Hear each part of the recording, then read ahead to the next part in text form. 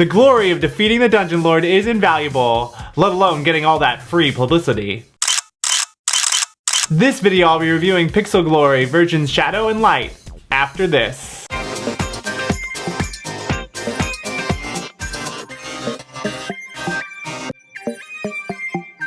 Hey there, it's Theo from Geeky Gamer Guy. On this channel I do all things board games from top 5 lists of a specific topic, playthroughs, reviews, like this one, to how to plays where I expose the full rules of the game at hand. So if you don't want to miss out, think about subscribing. The dungeon is calling. Can you come out the victor? Let's find out now.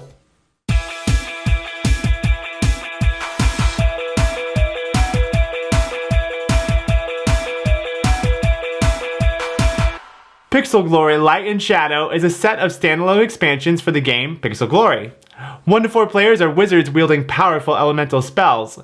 They will need to work together to defeat monsters in the dungeon. I say work together because there can only be one actual winner. The game is split between 2 different phases, the town phase and the dungeon phase. During the town phase, players will build their decks to be used during the next phase. To do this, each player selects from the auction cards numbered 1 to 9 to determine the order of choosing from the available spell cards for the round. If some players select the same numbered auction card, the player that has or is nearest to the left of the tiebreaker staff gets to pick first.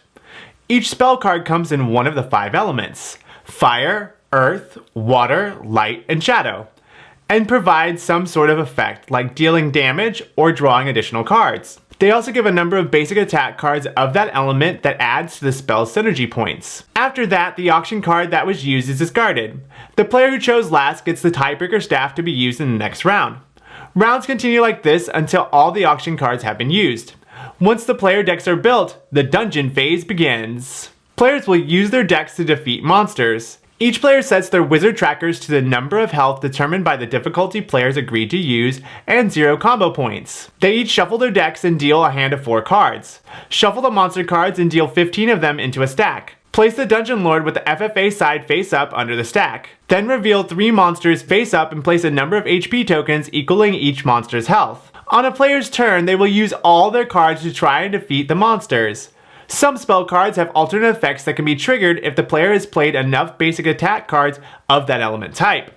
Lastly, a player can also reserve a card to be used for later turns. The player who defeats the monster takes the card and leaves it face up beside them to use for endgame scoring. Then a new monster immediately takes its place. If they defeat 2 or more monsters, the player gains 1 health. But if the active player can't defeat any monsters, they suffer 2 damage, and all players suffer 1 as well. If a player reaches 0 health, they're out for the rest of the game, but can still participate in endgame scoring. As a consolation for not defeating a monster, the active player also gains a combo point.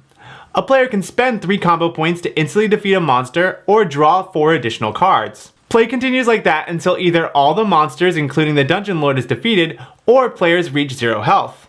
Then players add up the number of fame they have from their defeated monsters. The player with the most fame wins. I enjoy my plays of this fun and quick game.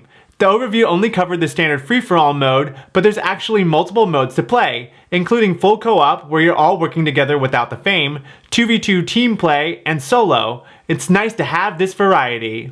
Gameplay is tense because if a player doesn't kill a monster on their turn, all players suffer damage, really keeping everyone on the edge of their seats. The different spell cards the wizards use have a nice range of effects and a sense of nostalgia, reminiscent of old school Pokemon or Final Fantasy. It's pretty cool that the standalone expansions come in 2 different versions with their own pack of secret cards of spells and monsters, once again making it feel like Pokemon Red and Blue. I love the pixel art. It works beautifully for this kind of game. The cards have a good weight and the graphic design is laid out well. Also, I appreciate that the flavor text and monsters are hilarious and full of puns. They gave me a good chuckle. Now the wins are out of the way, let's move on to some of the losses. I like a good challenge, but the co-op and solo modes are way too hard because players will have to fight all the monsters in the game. It would have been nice if there were different levels of difficulty. Also, since you're fighting every monster in the game each time, the playtime increases a lot. This can be easily remedied by house rules, but I still would have liked to have seen it added to the game. While I like the look of the black cards overall, after only a few plays they are already beginning to look worn. It's mostly an aesthetic thing, but could help a player to know what spell or monster is coming up next. I definitely recommend sleeving them to reduce this problem. So if you're looking for a fun, quick game with a classic 8-bit fantasy feel that'll have all your friends clamoring to get the most points, you should check this one out.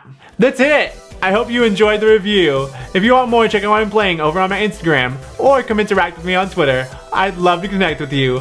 Also, if you haven't done so already, don't forget to like and subscribe for more.